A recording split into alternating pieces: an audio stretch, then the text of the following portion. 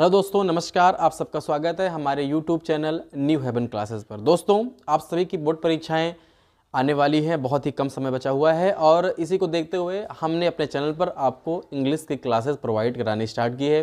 पिछली क्लास में आपने देखा होगा कि मैंने सेंटेक्स का इंट्रोडक्शन वीडियो बनाया हुआ था। अगर अभी तक आपने नहीं देखा है तो डिस्क्रिप्शन में लिंक है, आप वहाँ पर जाकर देख सकते हैं। दोस्तों, एक गुजारिश है कि अगर चैनल को आपने सब्सक्राइब नहीं किया तो कर दीजिए, वीडियो को लाइक और शेयर भी कर दीजिए ताकि काफ़ी बच्चों तक ये जानकारी पहुँच सके। और बहुत समय न गंवाते हुए आइए स्टार्ट करते हैं वीडियो। दोस्तों देखिए, सबसे पहले बात करेंगे जो आपके सेंटेक्स है, इसमें क्या क्या चीज़ें आपको पढ़नी होती हैं, जिसका पूरा विवरण मैंने पिछले वीडियो में बता दिया है। आज के इस वीडियो में बात होने वाली है आर्टिकल के बारे में। वीडियो लंबा हो सकता है क्योंकि टॉपिक भी बहुत लंबा है और बहुत ही महत्वपूर्ण टॉपिक है। दोस्तों, सबसे पहले तो हमको ये मालूम होना चाहिए कि आर्टिकल को हिंदी में कहते क्या हैं। तो आर्टिकल को हिंदी में कहते हैं दोस्तों उपपद। क्या कहते हैं? उपपद या अग्र शब्द, जिसके अर्थ से ही स्पष्ट है कि अग्र शब्द मतलब किसी शब्द के पहले इसका प्रयोग करते हैं। जब किसी स्टूडेंट से पूछिए कि आर्टिकल कितने प्रकार के होते हैं तो लगभग स्टूडेंट कहते हैं सर आर्टिकल 3 प्रकार के होते हैं, ए एन दी। देखिए, बात तो आपकी वो सही है कि ये आर्टिकल होते हैं, लेकिन ये प्रकार नहीं होते हैं। तो ये कंफ्यूजन बिल्कुल भी मत रहिएगा कि ये प्रकार होते हैं। ये होते हैं आर्टिकल, यानी कि ए आर्टिकल है, एन आर्टिकल है और द आर्टिकल है, लेकिन ये प्रकार नहीं है। अगर आर्टिकल के प्रकार की बात करी जाए तो आर्टिकल 2 प्रकार के होते हैं, डिफिनिट और इनडिफिनिट। ठीक, इनडिफिनिट आर्टिकल होता है और डिफिनिट आर्टिकल होता है। तो इनडिफिनिट की बात करी जाए तो इनडिफिनिट आर्टिकल मीन्स होता है अनिश्चित। क्या होता है? अनिश्चित। और डिफिनिट मीन्स क्या होता है? निश्चित। तो अगर कोई आपसे ये पूछे कि आर्टिकल के प्रकार कितने होते हैं दोस्तों, तो आर्टिकल 2 प्रकार के होते हैं, डिफिनिट और इनडिफिनिट। अच्छा, इनडिफिनिट के अंतर्गत कौन आता है? तो इनडिफिनिट के अंतर्गत आते हैं ए और एन, और डिफिनिट के अंतर्गत आता है दी। यानी कि निश्चित उपपद के लिए दी का प्रयोग करते हैं और अनिश्चित के लिए ए और एन का प्रयोग करते हैं। उदाहरण के लिए देखिए, जैसे मैंने बोल दिया कि आई सा ए बॉय, मैंने एक लड़का देखा। अब देखिए, यहां पर बॉय के पहले किसका प्रयोग हुआ है? ए का प्रयोग हुआ है। तो मैंने एक लड़का देखा, ये निश्चित नहीं है, ये अनिश्चित है। भाई, किसी भी लड़के को आप देख सकते हो, भीड़ में से आपने किसी लड़के को देख लिया, तो ये ए का प्रयोग हुआ है बॉय के पहले, अनिश्चित आर्टिकल को यहां पर ये इंडिकेट कर रहा है। लेकिन अगर ये कहा जाए कि आई सा the boy who is your brother, मैंने उस लड़के को देखा जो आपका भाई है। अब यहां पर किसी निश्चित लड़के की बात की जा रही है, तो यहां पर आप देखेंगे कि बॉय के पहले किसका प्रयोग हुआ है? द का प्रयोग हुआ है। तो याद रखिएगा कि ए और एन को इंडेफिनिट आर्टिकल कहते हैं और द को डिफिनिट आर्टिकल का कहते हैं, क्योंकि दी का प्रयोग हमेशा निश्चित व्यक्तियों या वस्तुओं के पहले होता है। और बात करी जाए ए और एन की, तो ए और एन का प्रयोग अनिश्चित व्यक्तियों और वस्तुओं के पहले किया जाता है। अब सबसे पहले वीडियो लंबा होने वाला है, काफ़ी रूल्स यहाँ पर। और एक बात मैं आपको और बता दूंगा कि जो आपके एग्जाम्स होते हैं दोस्तों, वहाँ पर बहुत ज़्यादा क्वेश्चन पूछे जाते हैं। किससे? आर्टिकल से। चाहे वो इंटरमीडिएट का एग्जाम हो या फिर आप आगे कंपटीशन की तैयारी करेंगे, वहाँ पर भी आपको इस टॉपिक से बहुत सारे क्वेश्चन पूछे जाएंगे। देखिए, तो अब बात होती है कि हम इसका यूज कैसे करेंगे, यानी कि यूज ऑफ ए और एन। ये एक ऐसी चीज़ है जिसको कहीं ना कहीं हम लोग काफ़ी लंबे समय से पढ़ते हुए आते हैं।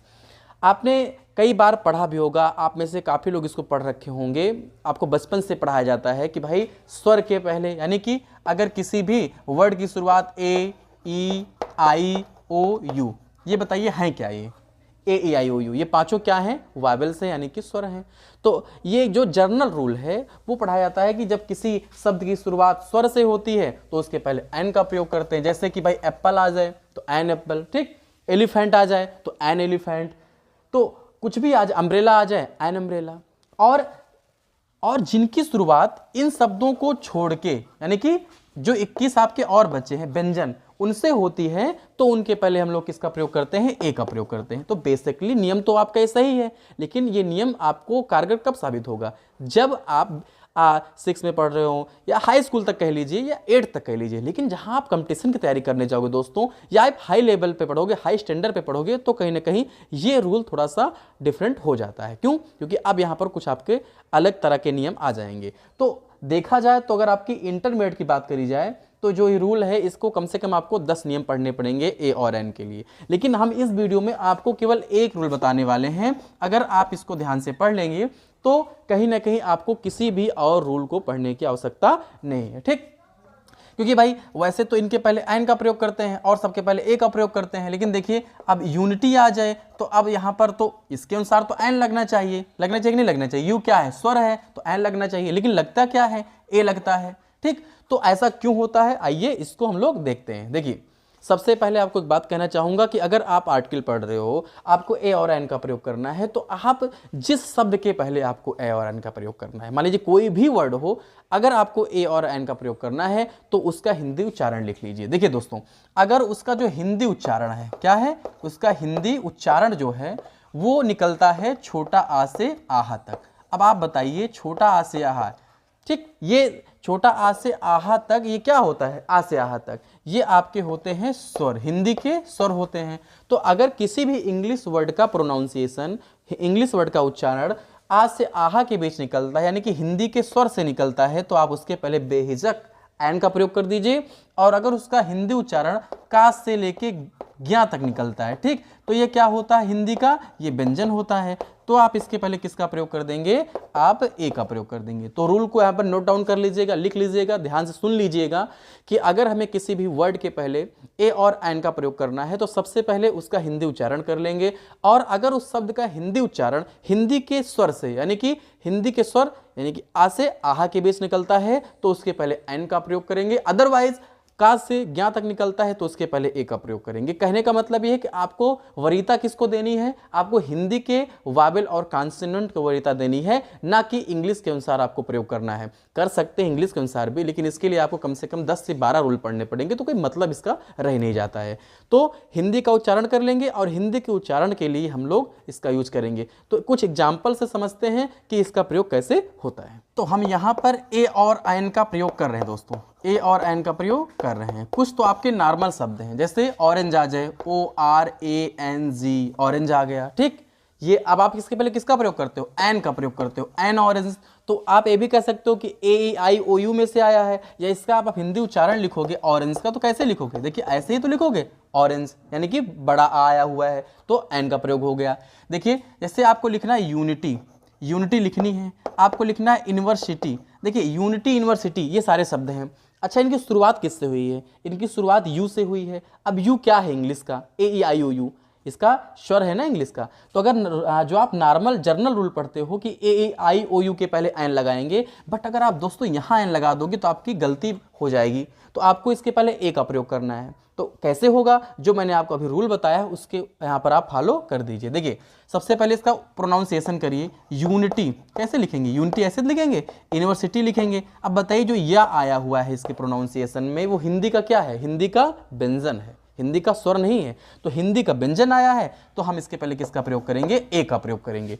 ए यूनिटी होता है, ए यूनिवर्सिटी होता है, ना कि एन होता है। जैसे कि ऑनेस्ट, HONEST, ऑनेस्ट, जैसे आ गया he is a honest person. अब ये सही है गलत है, देखिए एच आया हुआ है, आप कहेंगे AEIOU तो है नहीं सर, ये तो एच है, तो इसके आगे ए लगा दे, लेकिन बिल्कुल गलत जवाब। जब आप इसका हिंदी उच्चारण करेंगे तो देखिए यहाँ पर बड़ा आया है, ऑनेस्ट, ठीक। अब बड़ा आ क्या है, हिंदी का स्वर है ना, तो किसका प्रयोग करेंगे, ए ऑनेस्ट का प्रयोग नहीं करके एन ऑनेस्ट का प्रयोग करेंगे। अब आपका ये करेक्ट हो गया। देखिए एक ऐसे ही होता है वन आइड मैन।